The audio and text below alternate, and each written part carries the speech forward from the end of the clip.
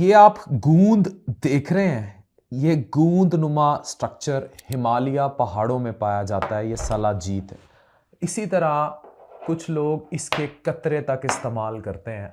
अगर आप 40 दिन तक लगातार ये ओरिजिनल 300 से 500 मिलीग्राम यूज करेंगे तो होगा क्या। इसमें फल्विक एसिड होता है, 60 to 80% इसमें फल्विक एसिड है। इसमें ह्यूमिक एसिड है, जिंक, आयरन, मैग्नीशियम, कॉपर है।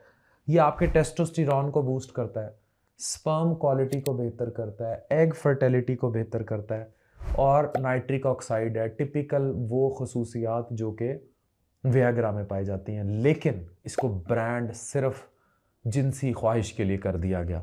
इसके और बहुत सारे फ़ायदे हैं। अगर आप 40 दिन तक लगातार ये यूज़ करेंगे तो माइटोकॉन्ड्रिया को ताकत मिलेगी, अल्जाइमर जाएगा, एंटी एजिंग इफ़ेक्ट हैं, बूढ़े नहीं होंगे, जल्द अच्छी होगी, मेमोरी अच्छी होगी, स्लीप अच्छी होगी, दिल की सेहत के लिए अच्छा है, इम्यूनिटी बूस्टर है, कुव्वत मुदाफ़ियत, ख़वातीन के ओवुलेशन फेस को बेहतर करता है, मसल रिकवरी में बेहतर है, शुगर को स्टेबलाइज करता है।